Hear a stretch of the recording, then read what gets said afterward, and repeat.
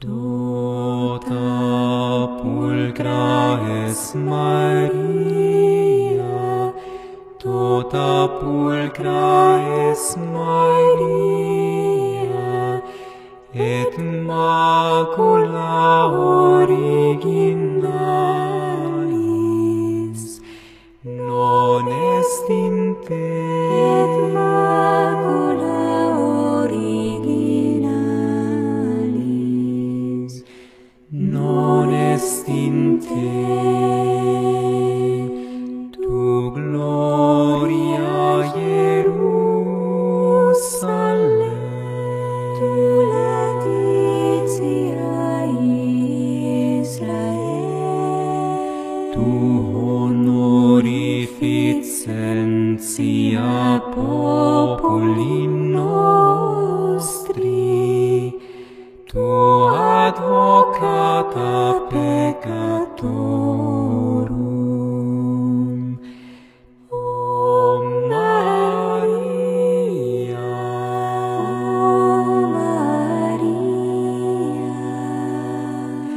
Virgo prudentissima, Mater clementissima, ora pro nobis,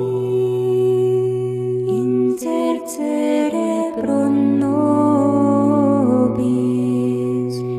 ad Dominum Iesum Christum.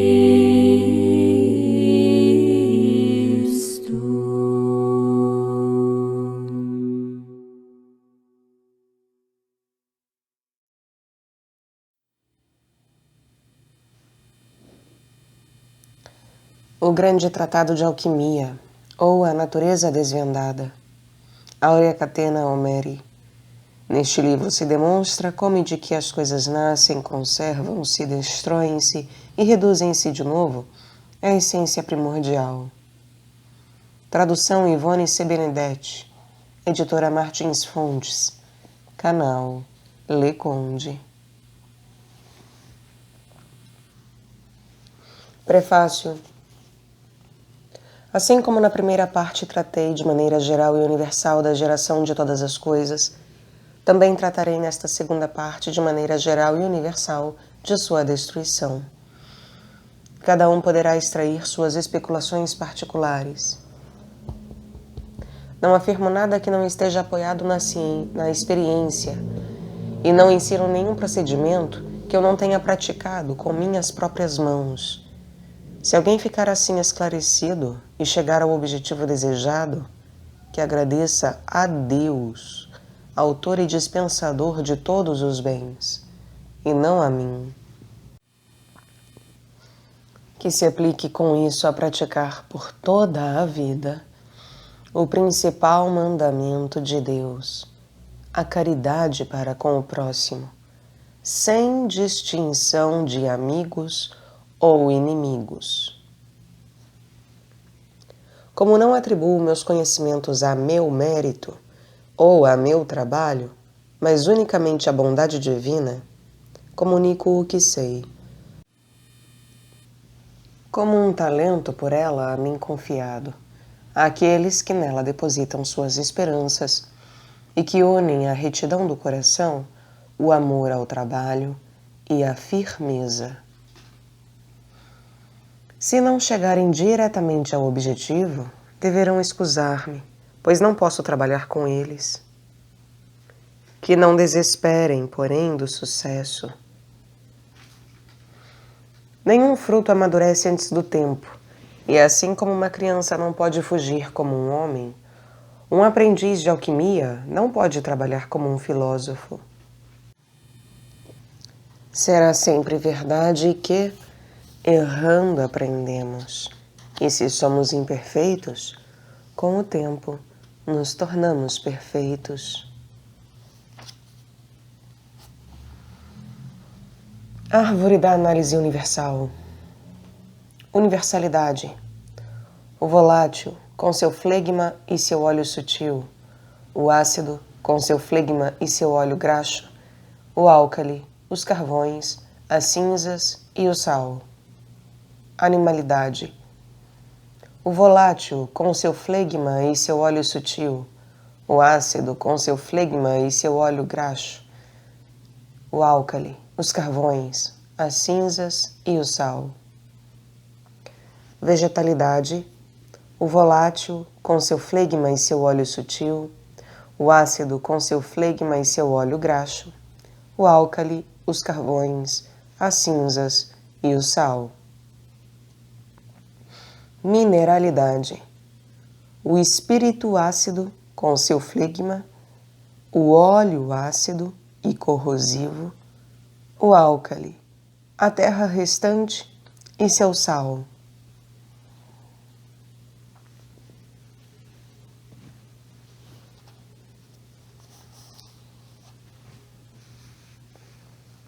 Capítulo 1. De que maneira a natureza destrói as coisas naturais, as reduz à sua primeira matéria, a saber, nitro e sal, e as faz voltar a ser vapores. Provamos acima que a natureza procria todas as coisas da água primordial e do caos regenerado, portanto da chuva, do orvalho e da água de neve, quer as consideremos em seu estado de volatilidade, conforme caem do ar sobre a terra, quer as vejamos já um pouco fixas e corpóreas, em forma de salitre ou de sal. Vamos mostrar que essa mesma água caótica destrói, separa, resolve e corrompe todas as coisas, tanto voláteis quanto fixas, e as reduz à sua primeira matéria, ou seja, salitre e sal, que reduz estes à água e a água a vapores. A natureza, depois de tê-las formado com os referidos princípios, subindo de grau em grau até a perfeição a qual estão destinadas, volta atrás e as leva de volta, também por graus, até sua primeira origem. Demonstramos na primeira parte, no capítulo da Terra e de suas exalações, e em diversos outros lugares, principalmente no nascimento dos minerais, que método a natureza utiliza para resolver esses espermas fixos, ou seja, o salitre e o sal em água, e em seguida essa água em vapores. Assim, não será necessário repetir a maneira como eles são lançados pelo centro da Terra ao ar, em forma de vapores, etc. Depois de estabelecermos esses princípios gerais, começaremos pela esfera animal, e diremos de que maneira os animais caem em corrupção e retrogradam para sua primeira matéria. Capítulo 2. De que maneira a natureza destrói os animais. Os animais apodrecem e transformam-se em traças e vermes, estes se tornam moscas e estas se resolvem, chegado seu termo, em primeira matéria universal, ou seja, em natureza salina, nitrosa e caótica, em seguida em água e em vapores, donde provém o orvalho e a chuva, e destes se regeneram de novo o nitro e o sal muito voláteis. Os animais são de uma natureza muito úmida, suculenta e cheia de sal volátil. Por essa razão, assim que seu espírito vivificante e balsâmico é dissipado, eles começam a putrefazer-se, a inchar, a exalar partes voláteis que infectam o ar com um odor muito ruim, e tudo se torna gosmento e úmido. Para abreviarmos e não nos determos em imagens repulsivas, não mais falarei sobre esse reino. Ao tratar da dissolução dos vegetais, explicarei mais amplamente os efeitos da putrefação, que são os mesmos, com poucas diferenças. Se alguém desejar estudá-los mais particularmente nos animais, bastará ir a um lugar onde haja carniça para contemplar, se tiver coragem, as mudanças que nela ocorrem de um dia para outro, e verá vermes passeando em grande quantidade. Que pegue então desses vermes bem cevados, que os ponha numa garrafa de vidro e lhes dê por alimento um pouco de carne podre. Cubra a garrafa com um papel onde haja buracos e exponha ao calor tépido do sol. Verá em poucos dias, e mesmo em poucas horas, como esses vermes se metamorfoseiam e transformam-se em moscas, ou mosquitos de diferentes espécies. Isso provém principalmente das partes voláteis animais. As partes mais fixas, porém, que não são tão voláteis, se transformam em água e terra, e delas, por lixiviação, se pode extrair salitre e sal. Essas partes restantes, ou seja, o salitre e o sal, encontram-se em todos os sujeitos e em sua última redução. O volátil evola-se e exala-se em forma de vapor para ser caotizado no ar. As partes mais fixas se introduzem na água e na terra, para lá serem reduzidas ao primeiro esperma mais fixo, portanto, o salitre e sal. Desses princípios nascem vegetais. Dessa maneira, o reino animal torna-se vegetal, como ensinamos na primeira parte. Mas, como nos animais os ossos são mais coagulados e compactos, a natureza também precisa de mais tempo para reduzi-los a pó e terra. Podemos observar nos vegetais de madeira. Capítulo 3. De que maneira a natureza destrói os vegetais? Podemos examinar os vegetais com bem menos repugnância que os animais, pois, depois de murcharem, são umedecidos pela chuva e pelo orvalho, que cozem o ácido neles presente e o tornam volátil. De fato, este é amornado e aquecido em parte pelo espírito nele implantado, em parte pelo calor do sol e pelo calor central, reunidos. Este último eleva-se continuamente de baixo, assim como o do sol se irradia do alto. Esse calor da terra é perceptível até no inverno, nos subterrâneos. Esse ácido despertado penetra e percorre os poros das plantas, aquece e excita o volátil para fazê-lo evaporar no ar, a fim de ser caotizado. Também amolece as partes fixas e mais duras, reduzindo-as a suco e gosma, que se introduzem na terra e com ela se misturam para serem transformados num esperma mais fixo e caótico, ou seja, em nitro e em sal. Nascem também traças e vermes das partes voláteis das plantas. Destes, provêm moscas e mosquitos, quando não estão demasiado dessecadas pelo calor. Isso demonstra que o reino vegetal pode tornar-se animal ou volátil, como se pode ver nas plantas e nas árvores verdejantes, cujos sucos supérfluos, que escorrem, começam a apodrecer e depois produzem ninhos inteiros de moscas e todas as espécies de insetos voláteis. É dessa maneira que se dá a destruição dos vegetais mais fracos. Com vegetais mais fortes, como as árvores, a natureza precisa combater muito mais, antes de conseguir reduzi-los à sua primeira matéria e à água caótica. Vejamos como ela age para tanto. Quando a árvore morre, ou seja, quando seu espírito vegetativo deixou de agir, a raiz perde sua virtude atrativa e deixa de dar alimento ao tronco. Isso faz que as folhas caiam e a árvore seque. Então, pelos poros, ela se enche interiormente de vapores que começam a amolecer suas partes aos poucos, a fermentar, a apodrecer pela ação do espírito implantado. Pois assim que é impedido por algum obstáculo de agir para sua conservação, esse espírito, especificado no indivíduo, retoma sua universalidade e só age para sua destruição. A árvore é assim atacada em todas as suas partes, e da medula à cortiça torna-se esponjosa, mole e carunchosa. O sol, a chuva e o frio a atacam de modo semelhante. O sol a aquece de todos os lados e às vezes a fende, porque sua umidade conservadora a abandonou. A chuva que sobrevém a umedece, e, como a árvore está aquecida e ressecada pelo sol, atrai avidamente a umidade, e assim perece cada vez mais, pois a umidade apodrece, e apodrecendo, faz a árvore apodrecer com ela, e a reduz a pó. Depois disso, o sol, que lança de novo seus raios, a aquece outra vez de todos os lados, e abre seus poros cada vez mais, até que a podridão possa penetrá-la de uma extremidade à outra e dissolvê-la inteiramente. É isso que fazem o calor e a umidade.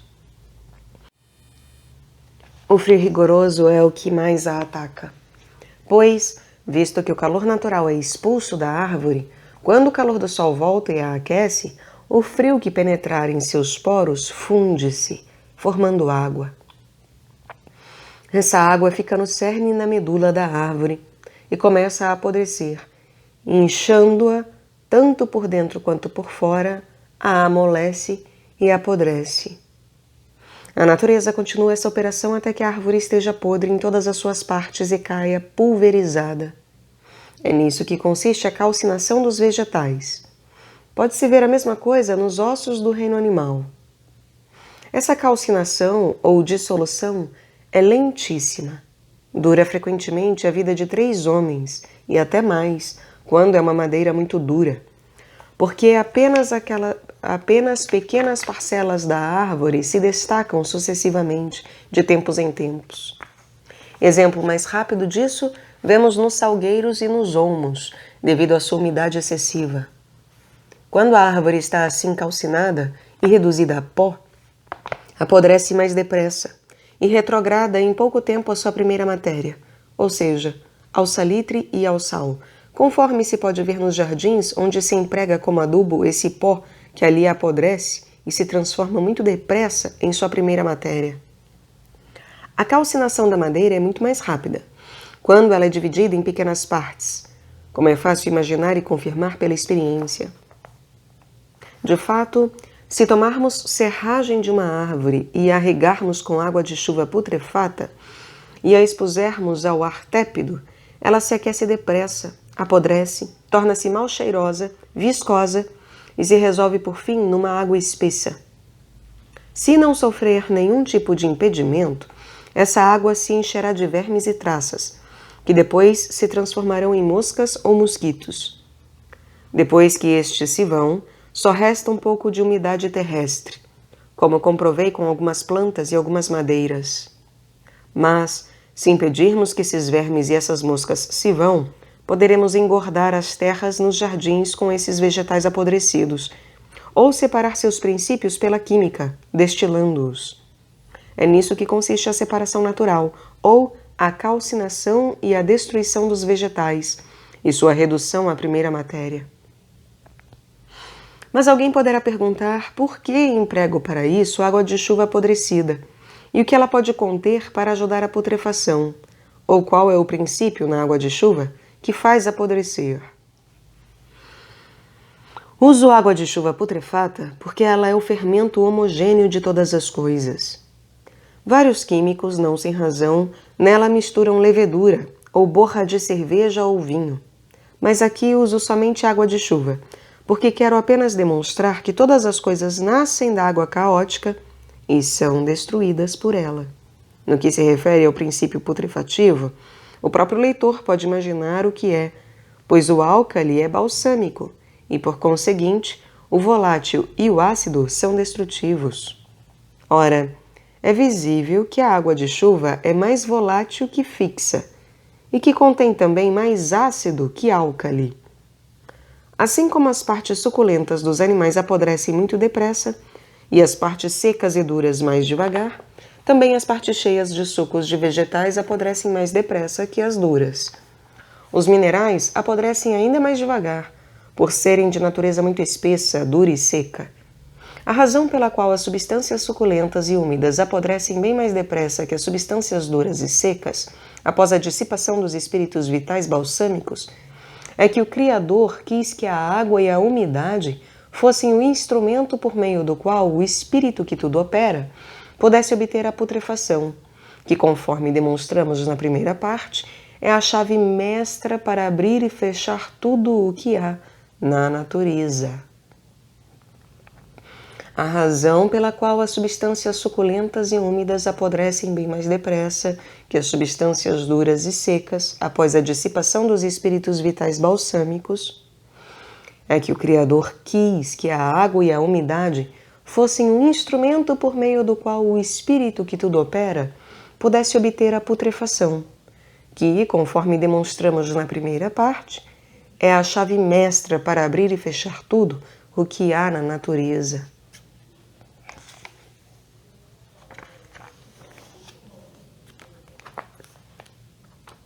Capítulo 4. De que maneira a natureza destrói, corrompe e altera os minerais. Tudo o que vem do céu e da terra é feito de água e do Espírito. Tudo o que vem do céu e da terra é feito de água e de Espírito. Essa água contém duas coisas, salitre e sal. Estes dois procriam em suas matrizes convenientes tudo o que existe neste grande mundo: animais, vegetais e minerais. No ar, esses sais estão em forma de espírito, e os homens os atraem pela respiração e os convertem em sua própria substância e semente. E assim, eles se tornam do gênero animal. Se caem sobre a superfície da terra em forma de orvalho e chuva, surgem os vegetais. Se penetram por fendas, fissuras e poros da terra por meio da água, indo até suas profundezas, nascem minas. Toda a diferença de suas operações, como já dissemos várias vezes, consiste apenas em seus diferentes graus de volatilidade e fixidez. Quanto mais voláteis são, mais animais.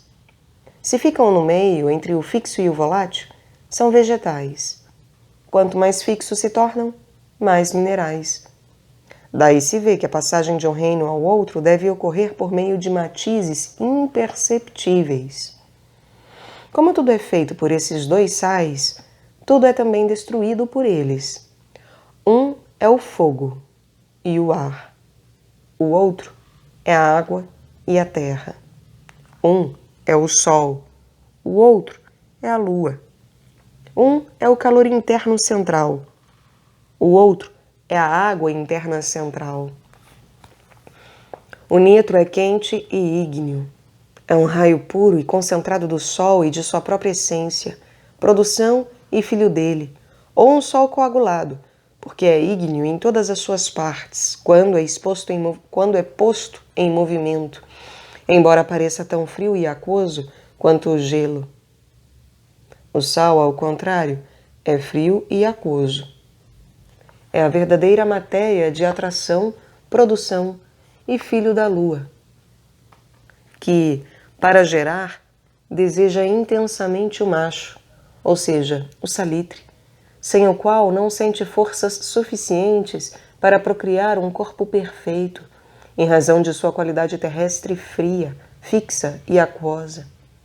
É, portanto, desses dois que se deve prever e esperar a geração e a destruição de todas as coisas.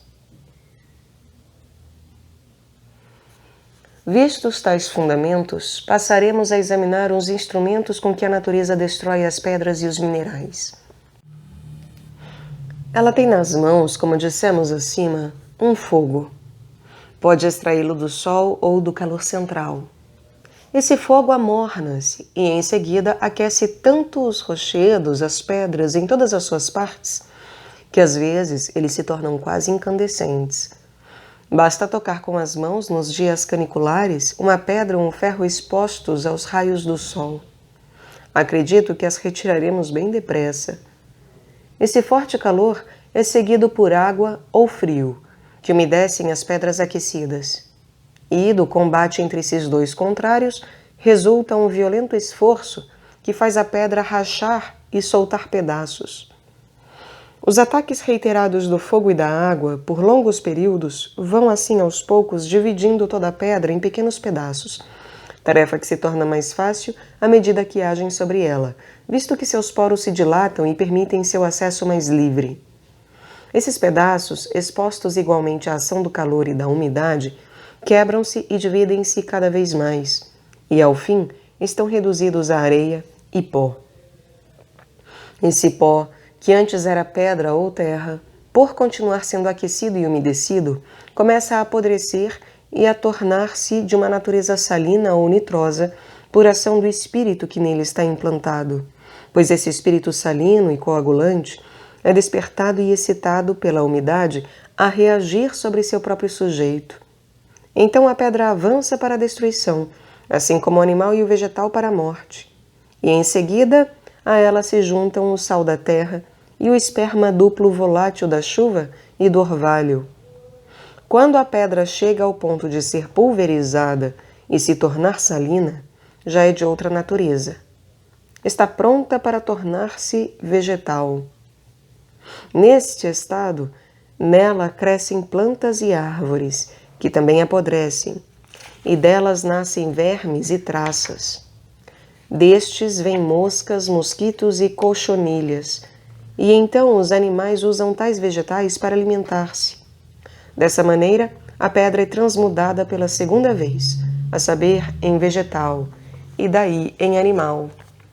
Esse animal apodrece e se resolve numa natureza caótica, universal, salina, nitrosa, aquosa, vaporosa e leal, e é assim que a pedra se torna matéria-prima caótica. Vedes, portanto, como a natureza retrograda e como dá cabo, sem outros instrumentos além do fogo e da água, dos corpos mais duros e mais compactos. Ela o faz muito devagar, mas, se pudesse ter em mãos uma quantidade tão grande de sal quanto o que obtemos pela arte, ela atuaria tão depressa quanto nós, e logo reduziria as montanhas mais altas em pequeninas colinas. Se em nossa arte pusermos uma pedra a abrasar-se no fogo para depois arrefecê-la em água salgada, ela se despedaçará. E sendo essa pedra do tamanho de uma casa, se nos fosse possível abrasá-la e arrefecê-la na referida água, ela também se despedaçaria. Quanto mais reiterarmos essa operação, mais a pedra se dividirá em pequenas partes, e no fim ela se transformará totalmente em gosma e água. Se, em vez de dissolvermos sais em água, nós os destilarmos para obter um espírito, e se nele resolvermos as pedras, estas se reduzirão de uma só vez em água. Essa água também pode ser reduzida muito depressa a vapores, e estes, de novo, a água, por meio de destilação. O leitor verá assim como a operação da arte é mais rápida que a da natureza. Enquanto esta despende vários anos para calcinar a pedra e reduzi-la à primeira matéria, ou seja, a uma água nitrosa e salina, a arte o faz em poucas horas. A natureza procede com os sujeitos minerais e metálicos, como com as pedras. Ela os aquece e os faz rachar-se com a água, na qual está oculto um esperma salino, em pequena ou grande quantidade.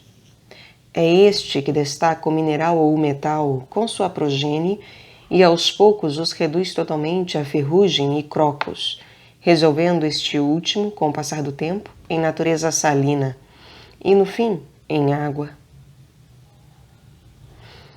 Assim, a natureza devolve os minerais à sua primeira origem e os destrói muito mais depressa do que as pedras, desde que esteja em condições de operar, porque eles têm um sal manifesto que ela só precisa despertar com a água e seu sal para agir ao contrário. Mas aqui só falo dos minerais e dos metais que ainda estão confinados aos seus lugares de nascimento ou às suas matrizes, e nos quais as terras das montanhas e das rochas ainda estão unidas às partes metálicas.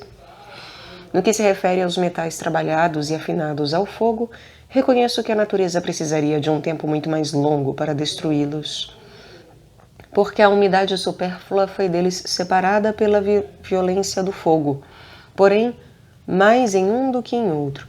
Por isso, como o Sol e a Lua são quase totalmente isentos de umidade, mesmo de enxofre, arsênico, marcassita, e como só em parte estes se acham neles concentrados, a natureza, só com muita dificuldade, pode reduzi-los à sua primeira matéria. Ao contrário, ela encontra grande facilidade para destruir Marte e Vênus, porque eles ainda encerram alguma umidade supérflua e são bem abertos, com o que o ar úmido e a água podem reduzir facilmente Marte a ferrugem e Vênus a azinhavre, assim como Saturno e Júpiter a cerucita. A experiência ensinou que o Sol e a Lua, afundados na Terra, podem ser despertados quando a umidade salina da Terra excita seu espírito ácido a agir, pois se encontrou, em lugar do Sol e da Lua, seus elétrons, ou apenas pó. Se pusermos ouro ou prata em lugares que exalam muitos vapores acernicais ou marcacíticos, a natureza logo conseguirá destruí-los, como se vê na arte, que deve necessariamente seguir a natureza em seus graus. Quando fundimos juntos enxofre, arsênico e marcacita, se depois acrescentarmos ouro incandescente, o ouro se reduzirá a poeira. É fácil então dissolvê-los com sais ou vapores e espíritos salinos e reduzi-los à sua primeira matéria. O mesmo ocorre com todas as coisas. Elas conservam seu ser até que encontrem o que é próprio para destruí-las. E isso não pode deixar de ocorrer cedo ou tarde, pois a natureza nunca está ociosa. Ela destrói ininterruptamente, ou melhor, ela cria ininterruptamente, porque a corrupção de um ser é a geração de outro. De tal modo que as destruições que ela realiza são menos destruições que transmutações, como vemos quando os vegetais e os animais que servem à nossa alimentação se transformam em nossa substância, que um dia deverá transmudar-se em vegetais e depois, por meio destes, em outros animais. A arte também tem suas transmutações, pois os filósofos, com sua tintura, transmudam os metais imperfeitos em ouro e prata. Mas não se deve acreditar que essa tintura seja um remédio que cure o metal inteiro, do modo como ele cresce no minério.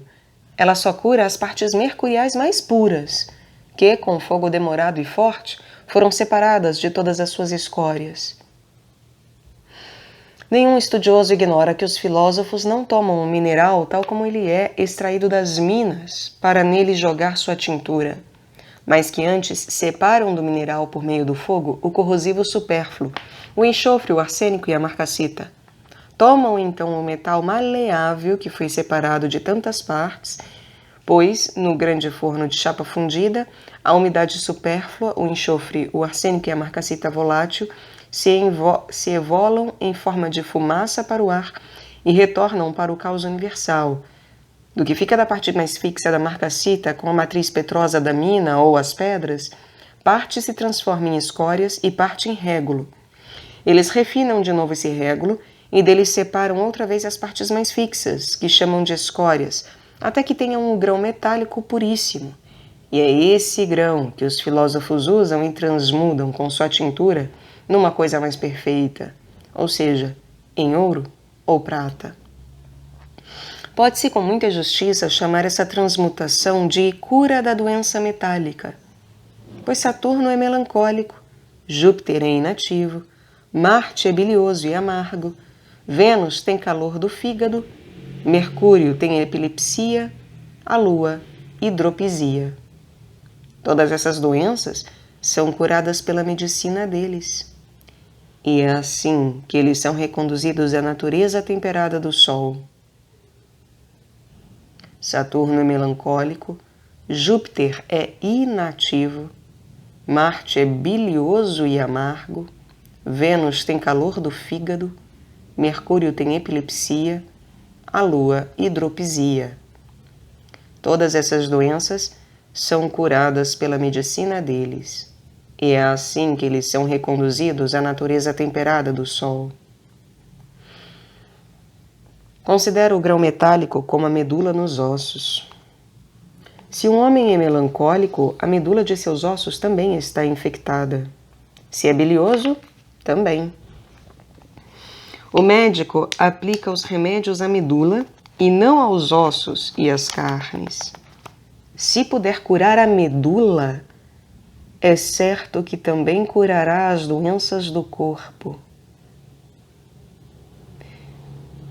Pois a medula é o que há de mais distante no corpo. E é preciso que um remédio seja bem penetrante para poder chegar até a medula. Se puder curar a medula, é certo que também curará as doenças do corpo. Pois a maioria dos remédios, sobretudo os extraídos dos vegetais, ficam na terceira ou quarta digestão. sua força se dissipa nas veias, e eles são evacuados pelos emunctórios, de maneira que não penetram na medula. Embora todos os homens se originem de uma mesma semente, suas diferentes compleições os tornam sujeitos a doenças diferentes. O mesmo ocorre com os metais. Embora nasçam todos do ácido universal, ganham diferentes qualidades acidentais em suas diferentes matrizes e contraem diferentes vícios. Por isso, têm todos a necessidade de um remédio temperado para adquirirem um temperamento solar e para serem exaltados pela arte a uma natureza mais perfeita. É o que os filósofos efetuam com sua tintura. Nos ossos há também medulas de diferentes espécies. A melhor está no tubo dos ossos, e a outra, menos perfeita, está nas suas extremidades, perto das juntas ou do osso esponjoso. Esta, porém, está a caminho da perfeição da melhor medula, pois esse osso esponjoso é coberto por uma cartilagem, e essa cartilagem é acompanhada de glândulas mucilaginosas, nas quais se cose e prepara a sinóvia, que sob certos aspectos pode ser vista como uma matéria-prima das cartilagens e da medula. Ora, o médico não procura curar a sinóvia ou a cartilagem dura, o osso esponjoso e sua medula, mas a melhor medula, porque sabe que, se o remédio penetrar até ela, também curará as partes mais fracas, desde que a natureza dessas partes disso precise. No entanto, ela não as transforma em medula, mas apenas corrige sua má qualidade e lhes dá outra melhor. A mesma coisa ocorre com os metais e os minerais. Com o remédio ou tintura, não se procura curar o enxofre, o arsênico ou a marcassita, mas o metal.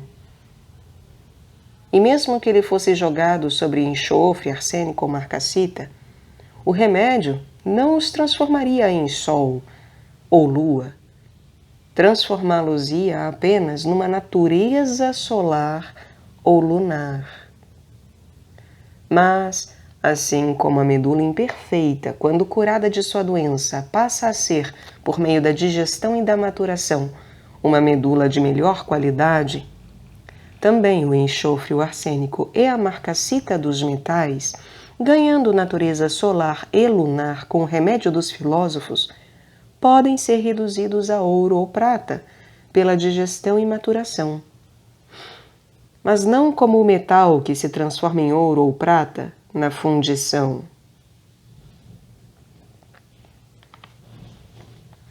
Passaremos agora da corrupção ou da putrefação à conjunção e regeneração da água universal e caótica, e depois a de todas as coisas naturais.